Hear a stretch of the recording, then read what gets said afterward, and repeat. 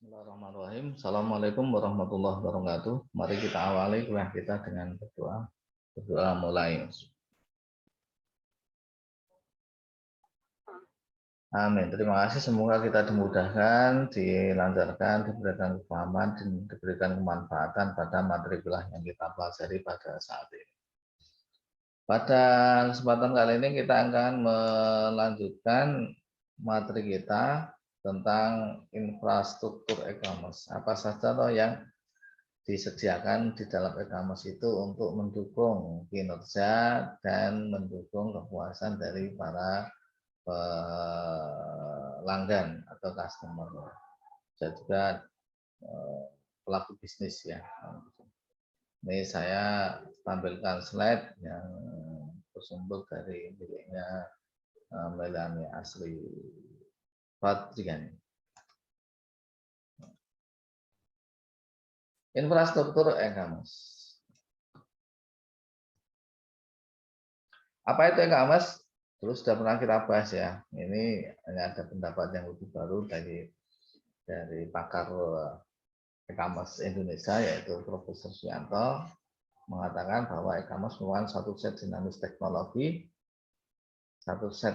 teknologi ya, teknologi yang dinamis, aplikasi dan proses bisnis yang menghubungkan perusahaan, konsumen, dan komunitas tertentu melalui transaksi elektronik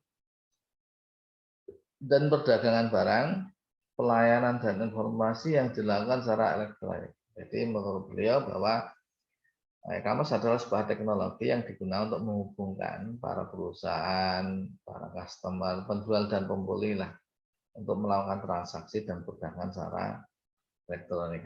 Ya sama dengan yang dulu pernah kita sampaikan bahwa e-commerce ada elektronik, komersial atau perdagangan elektronik. Kemudian menurut SIM, e-commerce adalah merupakan konsep baru yang digambarkan sebagai proses jual beli barang atau jasa melalui dunia www atau dunia internet, World Wide Web, perdagangan yang dilakukan dengan menggunakan jaringan internet. Karena menggunakan teknologi dan menggunakan jaringan internet, maka ada infrastruktur yang digunakan ketika melakukan bisnis e-commerce, bisnis menggunakan e-commerce, perdagangan atau transaksi dengan cara elektronik. Apa saja? Yaitu infrastruktur e-commerce itu adalah semua servis yang mendukung pelaksanaan e-commerce, semua servis atau pelayanan yang mendukung pelaksanaan dari e-commerce. Kenapa? Karena untuk menjamin satu keandalan dari websitenya, keandalan dari teleponnya, keandalan dari marketplace-nya, keandalan dari transaksinya dan sebagainya. Kemudian yang kedua adalah untuk menjamin kepercayaan. Ya, menjamin transaksinya, menjamin keuangannya, menjamin barangnya, menjamin sampainya barang itu kepada pembeli dan lain sebagainya. Nah, ini trust ini menjadi penting ya. Bagaimana orang itu akan mau melakukan kalau dia tidak percaya dengan apa yang nanti akan dia lakukan, apakah nanti dia akan percaya ketika dia sudah memberikan uang dan barang itu dia bertanya-tanya sampai enggak di sini. Ya. Sehingga untuk itu maka dibutuhkan infrastruktur yang bisa memberikan kepercayaan kepada pembeli atau konsumen itu agar mereka percaya bahwa uang Anda aman, transaksi Anda aman, barang Anda akan sampai diterima sampai pada tepat waktu. Itu salah satu di antara dari sekian infrastruktur yang digunakan untuk menjamin dari kepercayaan konsumen. Kemudian kerahasiaan. Rahasia tentang transaksi, rahasia tentang keuangan, rahasia tentang data. Ya, data pribadi ini kan penting.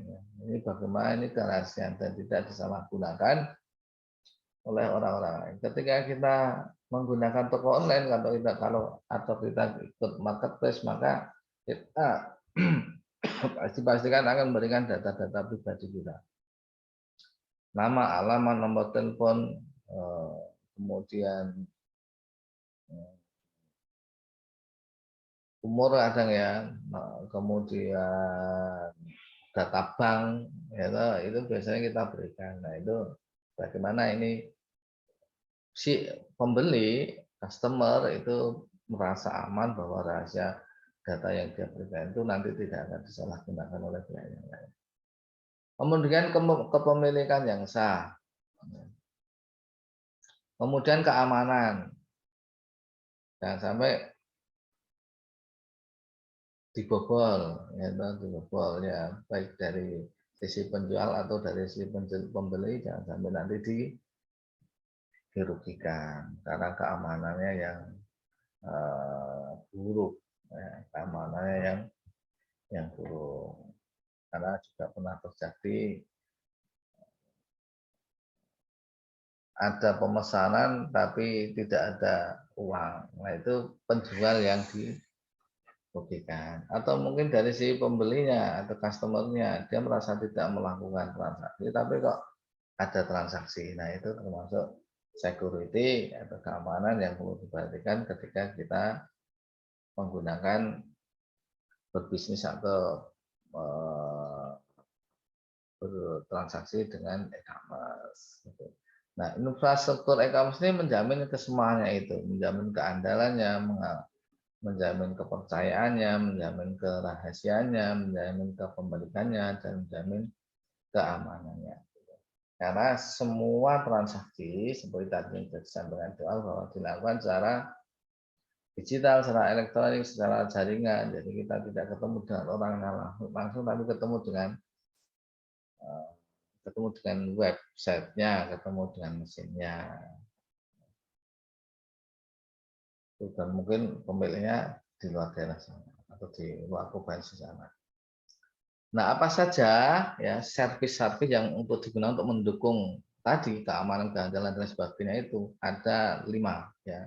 1 directory service, ya, yang kedua public key infrastruktur, yang ketiga certification authority, yang keempat security protocol, yang kelima privacy enhancement. Apa saja itu mari kita bahas satu persatu.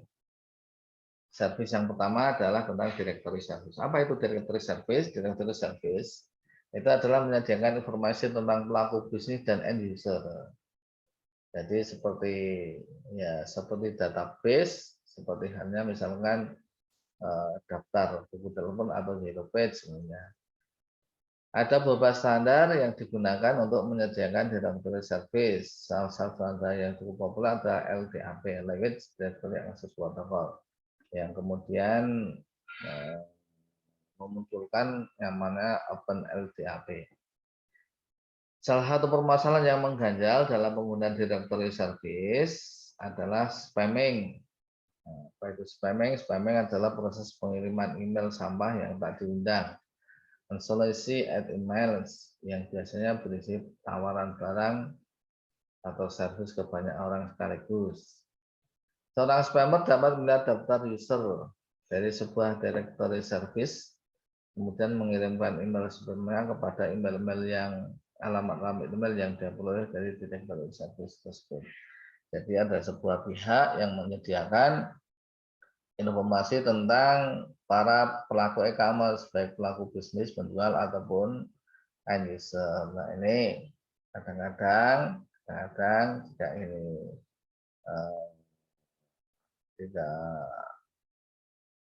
jika ada yang menyalahi aturan, maka ini bisa saja dibobol oleh orang, kemudian digunakan data-data itu untuk melakukan spamming. Spamming itu penawaran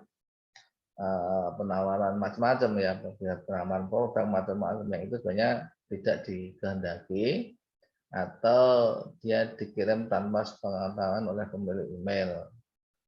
Nah, dia langsung kirim saja ke, ke, ke pemilik email tersebut.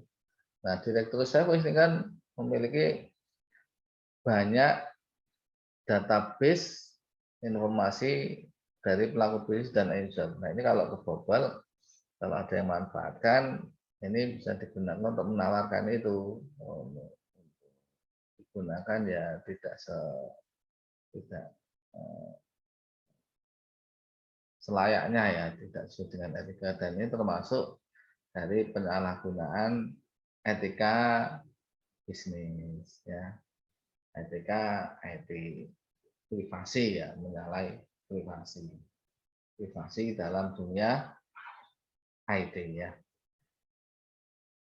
Nah, kemudian selanjutnya adalah public key infrastruktur. Nah, apa itu public key infrastruktur? Yaitu untuk menjalankan e-commerce dibutuhkan tingkat keamanan yang dapat diterima, tingkat keamanan yang layak ya, layak. Salah satu cara untuk meningkatkan keamanan transaksi dan lain sebagainya adalah dengan menggunakan teknologi kriptografi. Yang namanya teknologi kriptografi. Nah, ini untuk menjamin bahwa transaksi itu aman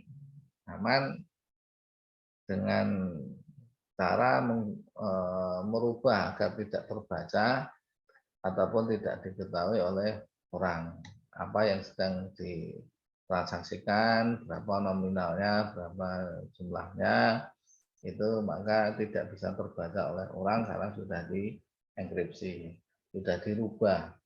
Enkripsi itu ya seperti misalkan nama saya nih Ahmad Musim gitu, ketika dienkripsi maka tidak jadi Ahmad Musim tapi mungkin hanya terdiri dari simbol-simbol atau simbol angka, karakter lain sebagainya sehingga tidak terbaca oleh orang, sehingga ini aman.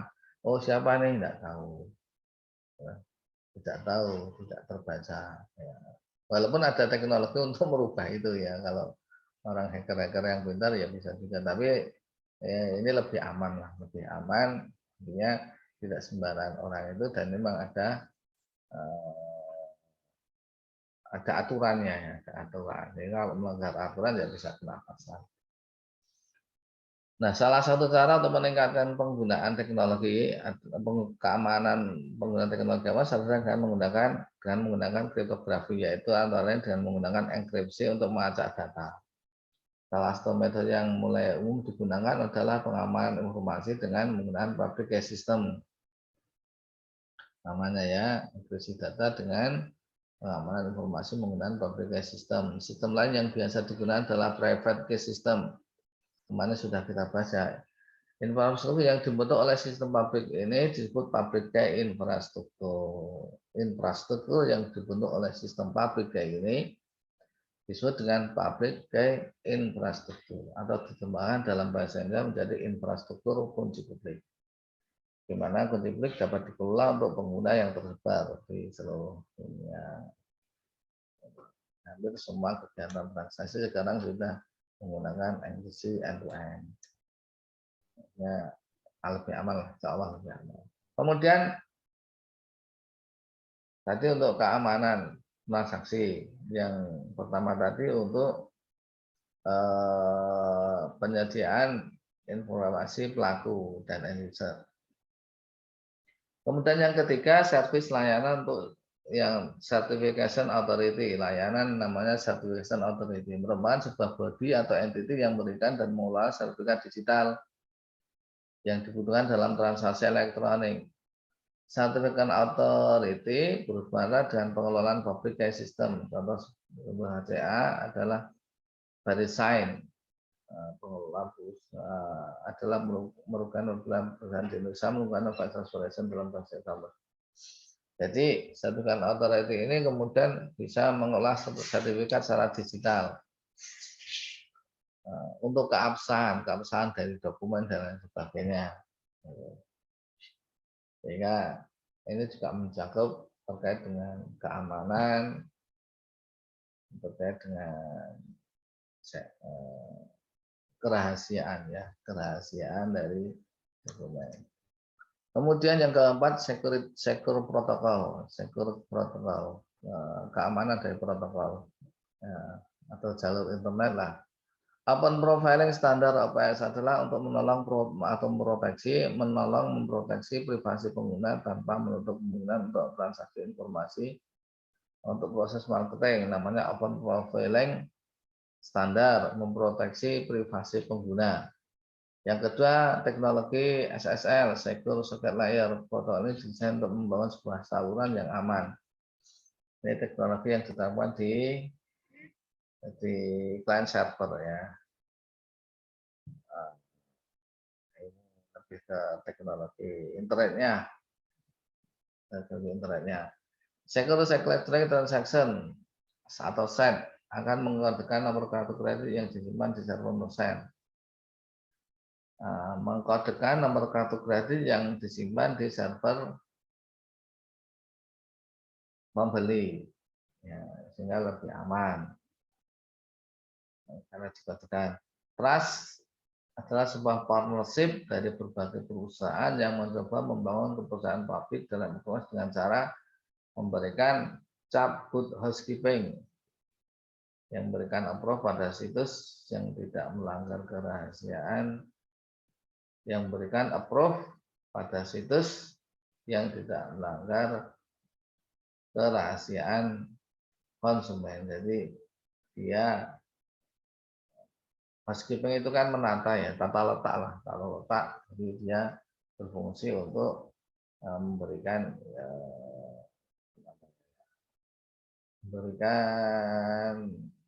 saran terhadap perusahaan-perusahaan yang nanti bisa dipercaya dalam e-commerce. Partnership dari perusahaan yang membangun kepercayaan publik dalam e-commerce dengan cara memberikan cap good housekeeping. Oh, ini baik, bisa dipercaya, layak. Itu untuk secure protocol. Kemudian yang kelima, privacy enhanced mail, PEM. Privacy enhanced mail merupakan standar pengamanan email yang diusulkan oleh Internet Engineering Task Force (IETF). Standar pengamanan email yang diusulkan oleh Internet Engineering Task Force. Public Key Cryptography Standard.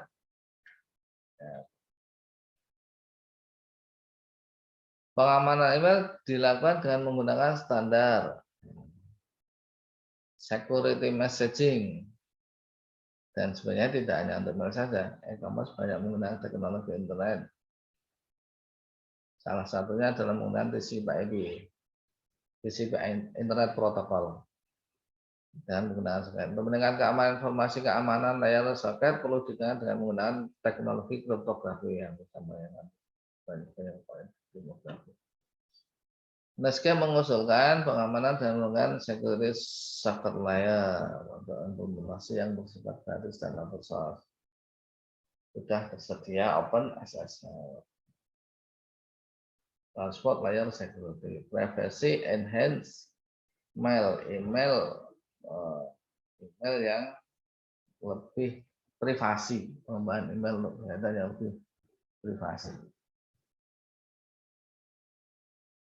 Privacy enhancement.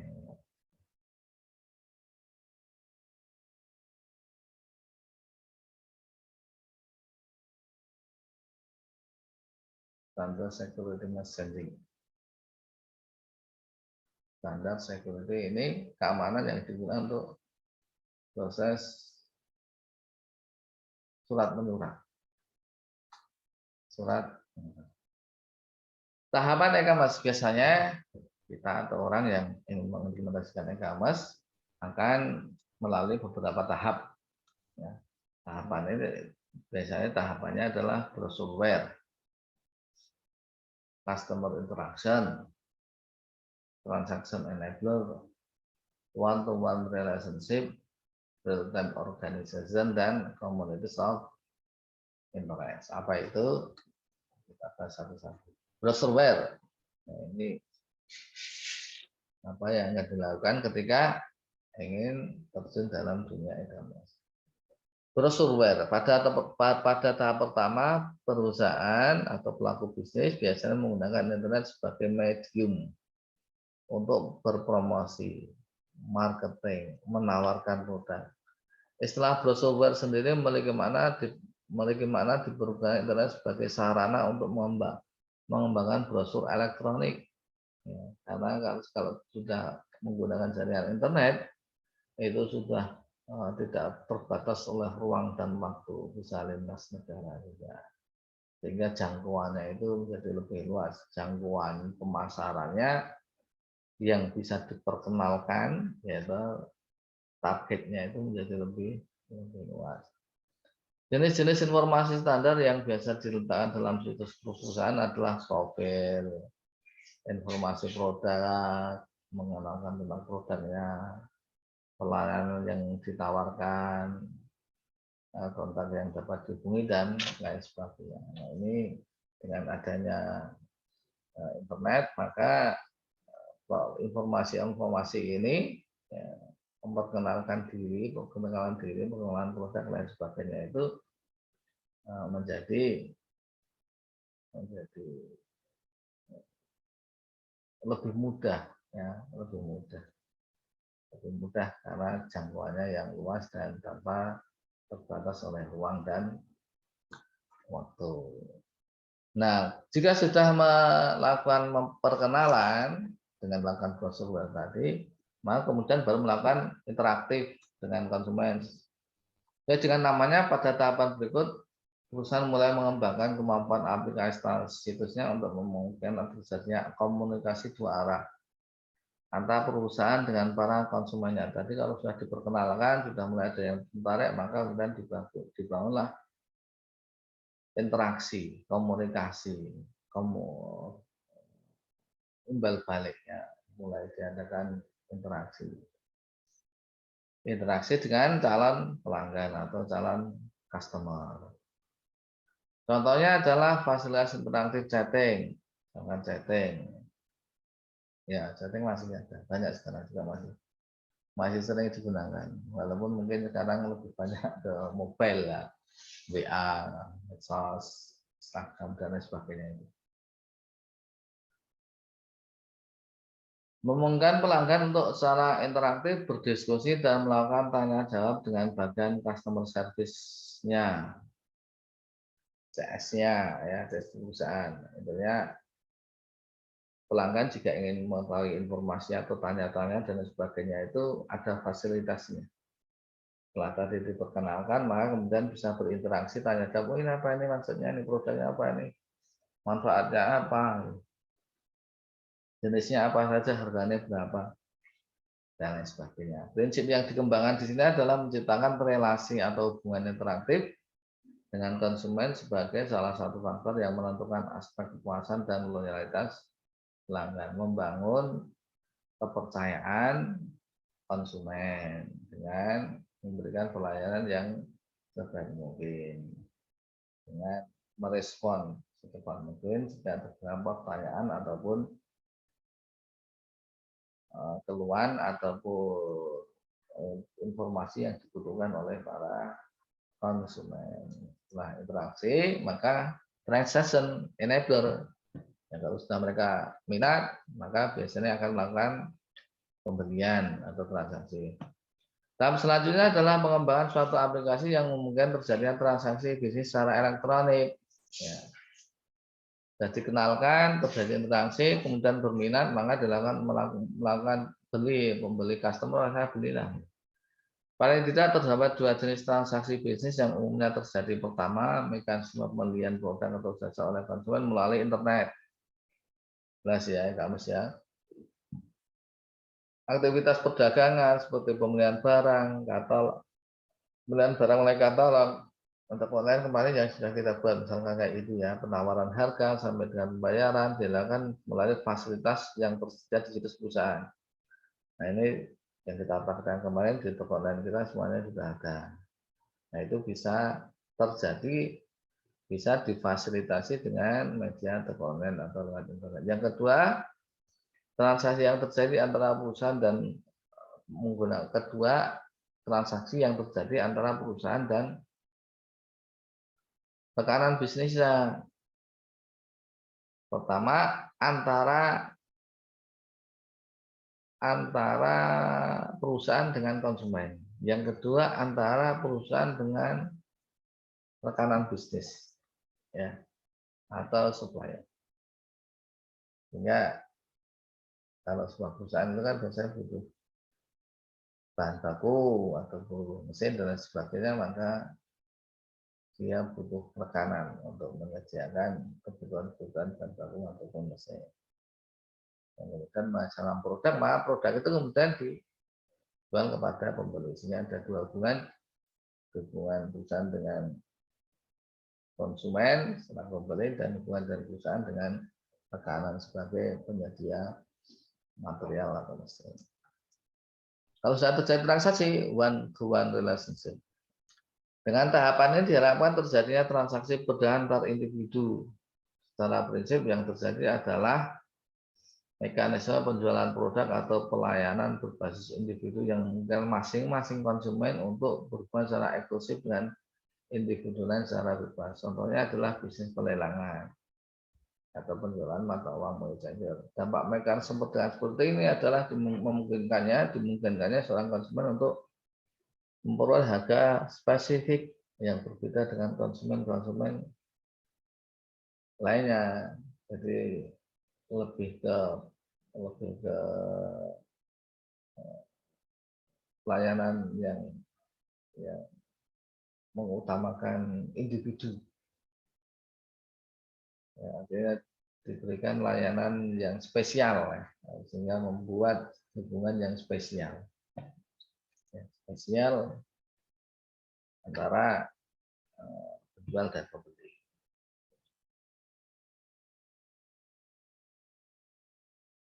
Real time organization pada tahap yang kelima, ya, real time organization pada real time, real time ya. Pada tahap yang kelima terjadi adalah bisnis yang non-stop 24 jam. Kalau kita menggunakan internet, kalau kita menggunakan website, maka toko kita buka 24 jam. Tanpa terbatas ruang dan waktu. Saat ini seluruh transaksi diambil alih secara otomatis oleh komputer. Yang secara real time, calon penjual dan pembeli melalui situs perusahaan atau e-market, marketplace, dan lain sebagainya dapat bertemu melakukan transaksi saat itu juga, kapan saja, di mana saja, tanpa terbatas ruang dan waktu. Kalau kita sudah online kan, jadi kemarin kita sudah misalkan gambar situsnya, atau online-nya sudah jadi. Ketika kita online kan, maka sudah menjadi real time organization. Toko kita buka selama 24 jam dan transaksinya terjadi secara otomatis. Kita tinggal ngecek aja, ngatur saja, terus memberikan pelayanan yang terbaik. Kemudian yang terakhir adalah kalau ini sudah terjadi, maka biasanya akan dibuatlah sebuah komunitas ya, atau kelompok atau grup yang memiliki kesamaan bakat minat. Tahap terakhir dalam tahapan menuju e-commerce adalah kemampuan perusahaan dalam membentuk sebuah komunitas di dunia maya yang terdiri dari para konsumen dan rekanan bisnis yang saling bekerjasama untuk menjalankan value di internet.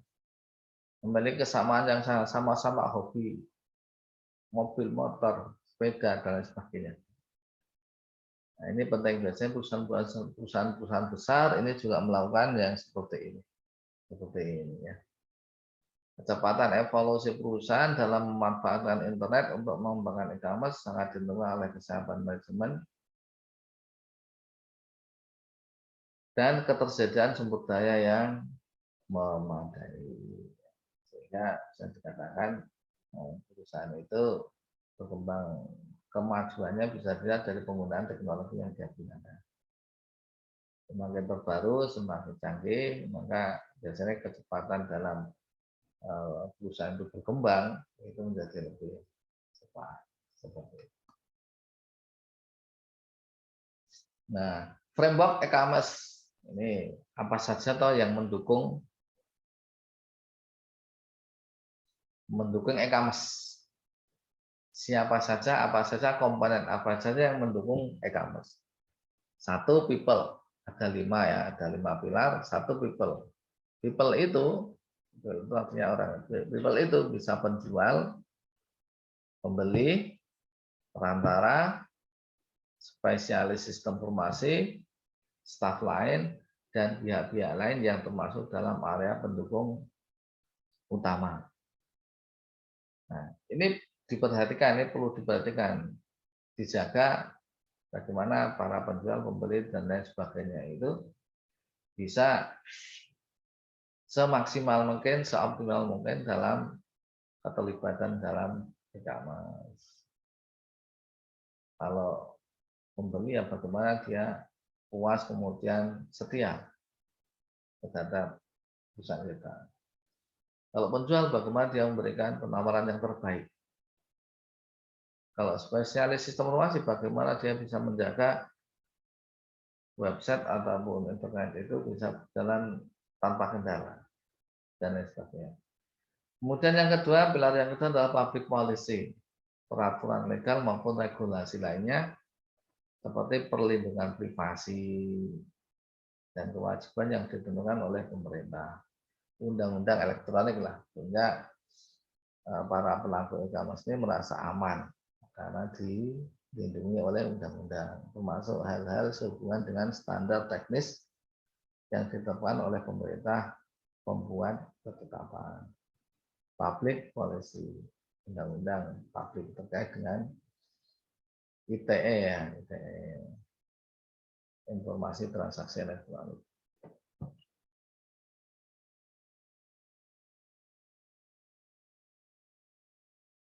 Ya. Kemudian marketing and advertising. Tadi yang kedua undang-undang ITE ya. Yang ketiga marketing and advertising. Pilar yang ketiga adalah tentang marketing, pemasaran, promosi, dan iklan, khususnya pada transaksi online business to consumer, di mana pembeli dan penjual tidak saling mengenal. Contoh market research. Ya, jadi ketika orang mau jualan, itu biasanya apa yang mau saya jual, itu biasanya dia butuh namanya riset. Segmentasi pasar, apa yang paling digemari. Gitu. Nah, ini ada pilar yang biasanya melakukan penelitian terhadap pasar, promosi, dan isi web. Yang keempat, support service, dukungan service. Banyak service yang dibutuhkan dalam e-commerce, mulai dari kejelasan isi web, pembayaran, sampai ke pengiriman. Barang semakin jelas, maka konsumen nanti akan semakin percaya dengan e-commerce kita.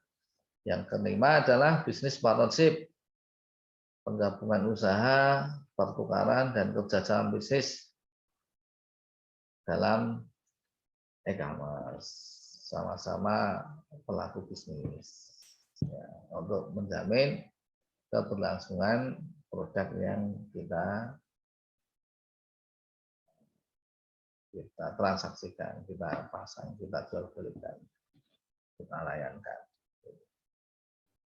Ya, saya kira itu. Kemudian saya akan tunjukkan bagaimana tingkatan untuk tadi kita ya. Nah, tadi kita akan bahas tentang infrastruktur itu dalam rangka menjamin keandalan, kepercayaan, kerahasiaan, kepemilikan, dan keamanan.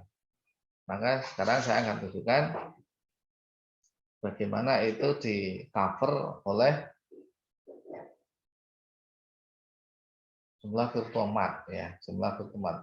Walaupun mungkin nanti hanya sebagian ya jumlah virtual mart. Nah, sebelumnya Anda harus hidupkan, karena ini kita prakteknya pakai komputer ya, local host, maka Anda harus hidupkan sum-nya dulu seperti kemarin ya, sum-nya ada di sini. Ya. Hidupkan, terus diaktifkan start Apache dan MySQL. Apache dan MySQL. Sudah. Terus kita sekarang masuk membuka browsernya. Browsernya kita buka.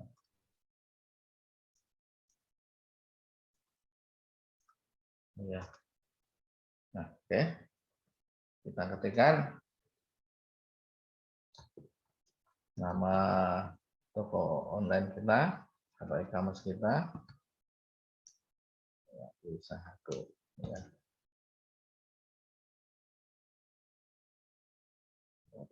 sebentar.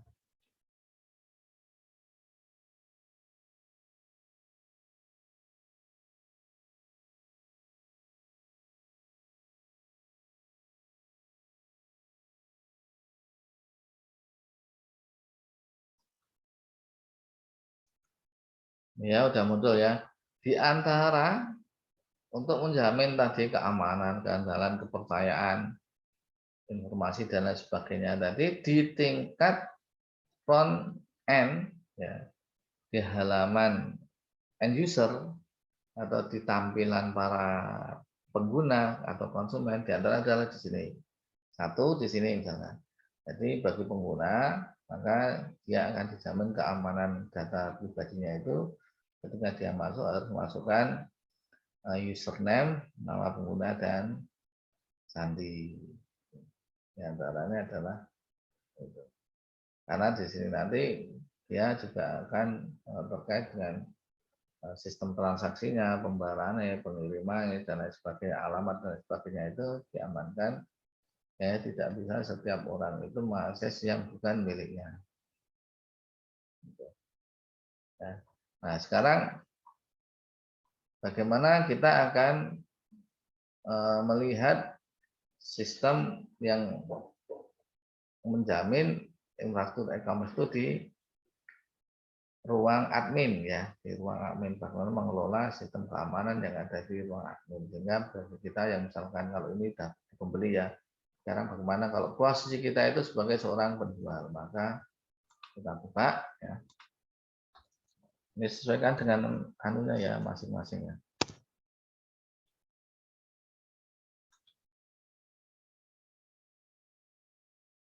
Nah, satu ini kita sudah diamankan bahwa kita tidak bisa langsung masuk kecuali kalau kita sudah masukkan username dan password baru bisa kita masuknya termasuk security keamanan dan termasuk kerahasiaan juga.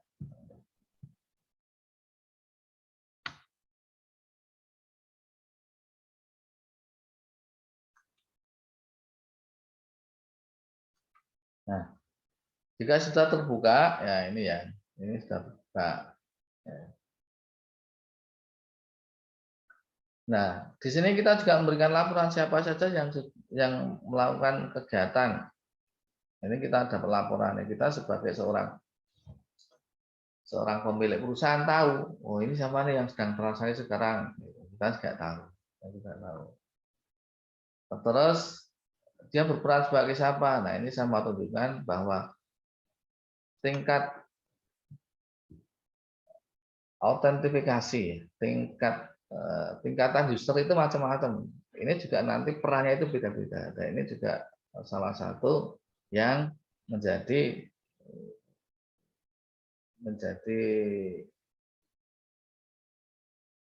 wilayah ya, agar setiap individu atau setiap orang dalam jabatan itu hanya mengetahui di bagiannya saja tanpa bisa mengambil data dari milik orang. Ya. Jadi di dalam pengguna ini misalkan ya, saya akan buatkan salah satu contoh ya, contoh tingkatan dari pengguna. Ya.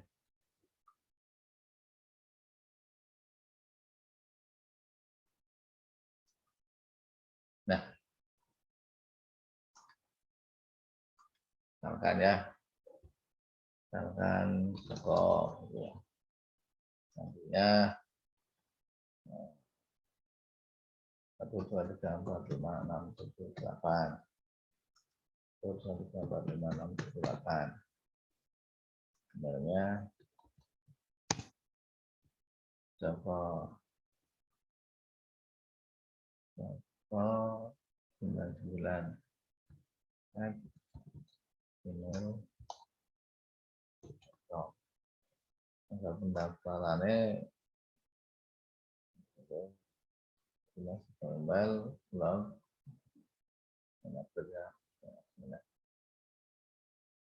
ini karena ini kita buatkan kalau dia daftar langsung di sana di halaman depan sini maka nanti dia akan muncul. Nah, di sini ada tingkat-tingkatan. Nah, ini kita bisa atur. Ini juga sesuai dengan tingkat kerahasiaan, keamanan, kepercayaan, ya, dan wilayah kerjanya masing-masing. Ada yang wilayahnya itu hanya publik, guys, atau hanya sebagai tamu. Tentu saja yang guys dan tamu ini beda. Beda kekuasaannya dengan seorang manajer. Beda juga dengan seorang administrator. Nah, kemudian apa peran dia sebagai seorang author, editor, publisher, super user dan ini beda-beda. Nah, ini ada di berbagai agama sehingga kita bisa memposisikan diri itu, oh kita punya pegawai, dia posisinya sebagai seorang manajer, berarti kita tempatkan dia sebagai seorang manajer yang memiliki kemampuan untuk bisa mengalahkan editor dan lain sebagainya. Atau kita pengen merekrut administrator, yang tugasnya adalah melakukan editor dan melakukan publisher dan lain sebagainya ya. Itu diantaranya tentang tingkat wilayah tingkatan dari user ya. Kemudian yang lain lagi yang harus di sini terkait dengan misalkan hanya tunjukkannya ini aja. Nah ya, ini di sini ya, di sini ya, kita bisa mengelola menu. Di sini kita bisa mengelola informasi-informasi yang akan kita tampilkan kepada pengguna. Contoh yang akan bukakan. Kalau kita membuat sebuah artikel atau sebuah informasi kepada pengguna, maka di sana juga ada tingkatan-tingkatan. Di akses publik, ataukah tamu, ataukah registrant, ataukah spesial, ataukah super users. Ini juga terkait dengan informasi penting atau tidak. Bisa diakses oleh umum atau tidak, dan sebagainya. Kemudian ini terkait dengan konten. Nah, terkait dengan komponen yang bisa kita pasang di toko online kita, apakah banner, nomor kontak, bahasa, dan fasilitas-fasilitas yang lain. Nah, juga terkait dengan eksistensi. Contoh ya, contoh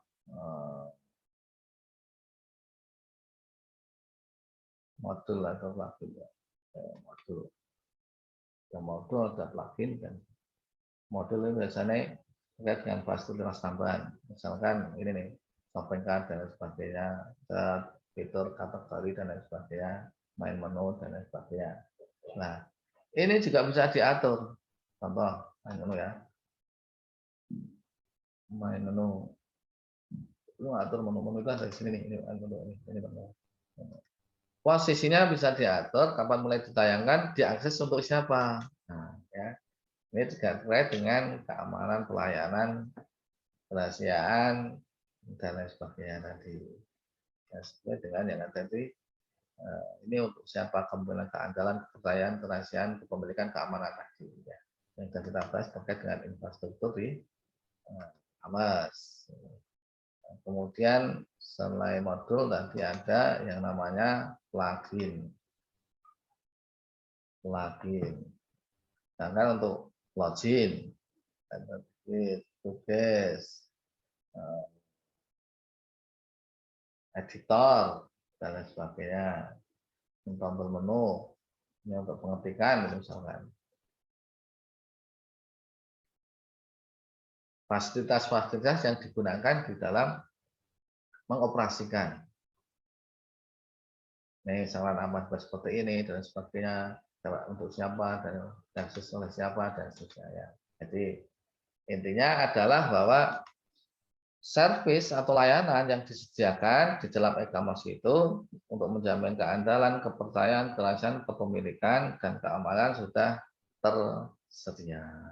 Kemudian silahkan nanti Anda explore sendiri, kembangkan sendiri, Anda jelajah sendiri, Anda coba-coba dan sebagainya sehingga Anda akan semakin menguasai teknologi infrastruktur dari e-commerce ini. Saya kira itu semoga bermanfaat. Saya akhiri. Oh ya, jangan lupa nanti kalau Anda sudah ini Anda logout ya, logout kemudian sahamnya juga di exit teman-teman. Semoga bermanfaat. Saya akhiri. Assalamualaikum warahmatullahi wabarakatuh.